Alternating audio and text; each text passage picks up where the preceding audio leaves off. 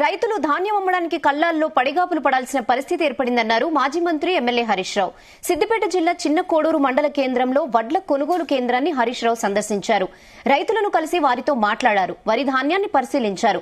ధాన్యం కొనుగోలుపై ఆరా తీశారు. తుఫాన్ ప్రభావంతో వచ్చే 3 రోజులు వర్షాలు పడతాయని వాతావరణ శాఖ హెచ్చరిస్తున్నా ప్రభుత్వం మాత్రం రోజుల తరబడి వడ్లు కొనకపోవడం వల్ల వడ్లు తడిచే అవకాశం ఉందన్నారు.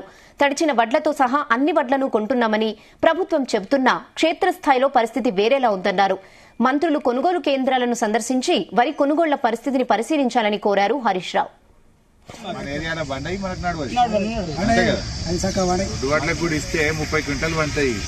ఎకరానికి ఇయ్యాడు మాకు ఎరికే అందరికి ఎరికే సార్. ఇవేడు ఇస్తాడు, ఇవి తేడా తట్టుకుంటది, తట్టుకోరు. మరి ఇప్పుడు ఏమైనా ఆస్తులు ఉంటే అమ్ముకొని వెళ్ళవాలి కానీ లేకపోతే వాటి కళ్ళకి వెళ్ళి మాటలు చెప్తుర్రు.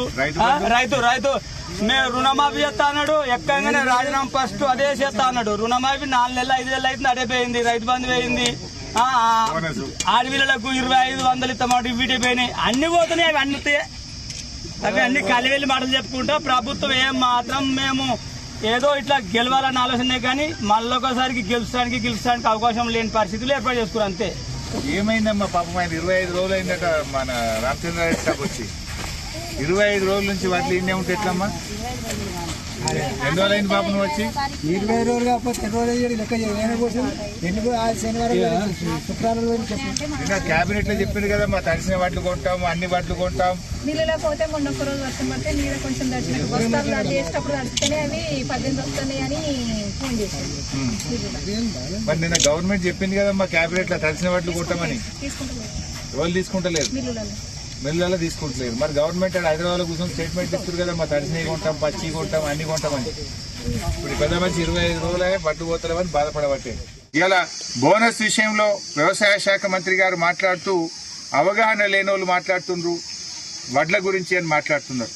ఇలా కిందికి వస్తే రైతులు ఏం మాట్లాడుతుండ్రో మీకు తెలుస్తుంది. ఇప్పుడు చిన్నకోడూరు రైతులు ఏం మాట్లాడినరు? మాకు పండేటియే దొడ్డు వడ్లు, రూపాయికి 95 పైసలు దొడ్డు వడ్లే ఉంటాయి.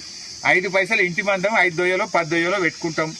దానికి మీరు ఇచ్చే లాభం మాకు దొడ్డు వడ్లకు అన్ని రకాల వడ్లకు బోనస్ ఇవ్వాలని చెప్పి రైతులు ఇలా ముక్త కంఠంతో కోరుతా ఉన్నారు. అంటే మీరు ఒక రకంగా ఇలా రైతుల్ని మోసం చేసిండ్రు. కరెక్ట్ గా డబ్బాల ఓట్లు పడి సీలు పడ్డాక తెల్లారి సాగు కబురు సల్లగా చెప్పినట్టు మేము సన్న రకాలకే ఇస్తాం, దొడ్డు రకాలకి ఇయ్యమని చెప్పి చేతులు లావట్టారు. ఇది రైతుల్ని మోసం చేయడం. నిజానికి దొడ్డు వడ్లు అయితే 30 క్వింటాలు వండే, సన్నం అయితే 20 క్వింటాలు వండే. 10 క్వింటాలు తేడా ఫరక్ పడే. 10 క్వింటాలు అంటే 20,000 రూపాయలు. ఇవాళ నువ్వు ఇచ్చేది ఏమున్నది? నువ్వు 500 ఇస్తాను బట్టి నువ్వు ఇచ్చే 20 క్వింటాలకు 500 ఇస్తే 10,000 రూపాయలే వస్తాయి. అంటే ఒక రకంగా రైతుకును మీరు ఎగబెట్టినట్టే, ఇయ్యనట్టే లెక్క. ఉత్తమ మాటలు చెప్తున్నారు. మీరు ఇప్పటికైనా ఆలోచించండి. నిజంగా మీరు బాండ్ పేపర్ మీద రాసిచ్చిన ప్రకారంగా అన్ని రకాల వడ్లకు అన్ని పంటలకు బోనస్ ఇవ్వాలని చెప్పి మేము డిమాండ్ చేస్తా ఉన్నాం. లేకపోతే రైతులు ఊకోరు. డెఫినెట్ గా మీరు రాబోయే రోజుల్లో కాంగ్రెస్ పార్టీ నాయకులు ఏ ఊర్లలో తిరిగినా, ఏ జిల్లాలో తిరిగినా రైతులు మీ బోనస్ కోసం నిలదీస్తారు.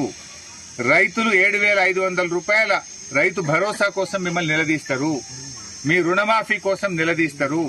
మీరు ఇన్ని మాటలు చెప్పి బాండ్ పేపర్ల మీద రాసిచ్చి ప్రజల్ని నమ్మించి ఇవాళ మోసం చేస్తా ఉన్నారు. సో ఎట్టి పరిస్థితుల్లో కూడా ఇచ్చిన మాట